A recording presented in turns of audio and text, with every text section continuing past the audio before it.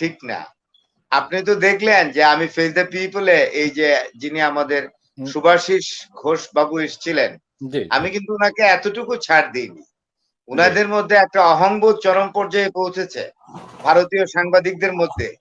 এটা জি, হলো এই যে খবর তারাই রাখেন। আর আমরা বাংলাদেশের লোকরা, হ্যাঁ, আমরা কিছুই খবর রাখি না। তবে হুম, বাংলাদেশেরও কেউ আছেন আঙ্গুল চুষেন না। তারাও খবর রাখেন।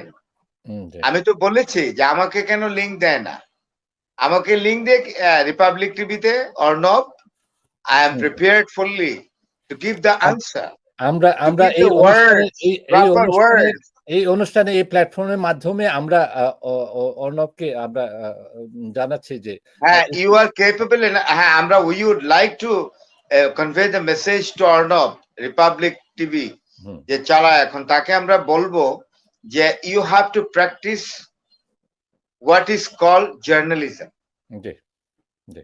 You should not practice YOLO journalism. আপনি তো You অনেকদিন guy, থেকে ফরহাদ ভাই। you are creating provocation. You are a আপনি very provocative person. You should not do it. আমি দেখলাম যে বাংলাদেশ, পশ্চিমবঙ্গের এবং আসামের কিছু লোক বেশি করে এইরকম ইরিটেটিং কথাবার্তা বলে, শেষ যেটা করতে হবে। সাংবাদিকতার পেশাকে তারা নষ্ট করছেন, হুম, প্রশ্নবিদ্ধ করছেন।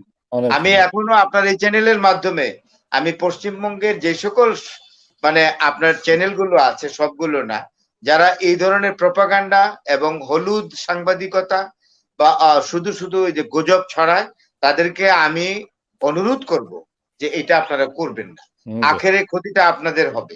আপনার চ্যালেঞ্জ আমরা ছুড়ে দিলাম। হ্যাঁ, অনেক ধন্যবাদ ফরহাদ ভাই। আ আ আমি আ আ ইফতেখার ভাই আপনার ক্লোজিং স্টেটমেন্ট দিয়ে আমরা শেষ করব অনুষ্ঠানটা। আপনি কি মনে করেন যারা ডক্টর ইউনূস সাহেবকে সমালোচনা করেন, উনারা যদি সেই একই চেয়ারে বসেন, আমরা যা দেখতে পাচ্ছি যে সরকার যেভাবে চালাচ্ছেন, আ উনি তো ৭ মাস বিভিন্ন ইন্টারন্যাশনাল এবং ডোমেস্টিক বিভিন্ন ইস্যু সামাল দিলেন। আমরা যারা সমালোচনা করেন, উনারা যদি একই চেয়ারে বসেন, উনারা কি পারতেন এগুলা সামাল দিতে? আপনার কি মনে হয়? এটা তো পরীক্ষার উপর ডিপেন্ড করে না। হুম, হুম, আপনার থিওরিটিক্যাল দিলে তো হবে না, প্র্যাকটিক্যাল লাগবে। তো আমরা তো এই রোজাটা পুরোটা দেখবো। হুম। আমরা তো অলরেডি দেখতে পাচ্ছি রোজা তো অলমোস্ট অর্ধেক হয়ে গিয়েছে। উনি এর তো পরের উনি রোজা দেব, সবগুলোতেই তো পাস করে ফেললেন উনি। হ্যাঁ, নেক্সট রোজার আগে আসি দিয়ে কাউকে হ্যাঁ, বলতে হবে যে আপনারা এত সমালোচনা করছেন। ঠিক আছে, ওই যে হুমায়ুনের কাহিনী আছে না, একদিনের জন্য বাদশাহী দিয়েছিল কোন একটা ভিস্তিওয়ালাকে, পানি জি। দিয়ে যে বাঁচিয়েছিল, পানি থেকে বাঁচিয়েছিল মুঘল সম্রাট হুমায়ুনকে। সত্য মিথ্যা জানি না কতটুকু, এটাকে স্টোরি অলসো। বাট ওরকম যদি সেই ১ মাসের জন্য তাদেরকে বলা হয় যে তোমরা বাংলাদেশটা রান করো, প্রাইস ঠিক রাখো।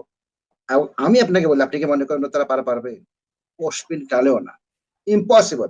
ওই ১ মাস যে সামলাতে পারবে না, সে সারা বছরের পর বছর ৪ বছর ৫ বছর কেমনে সামলাবে?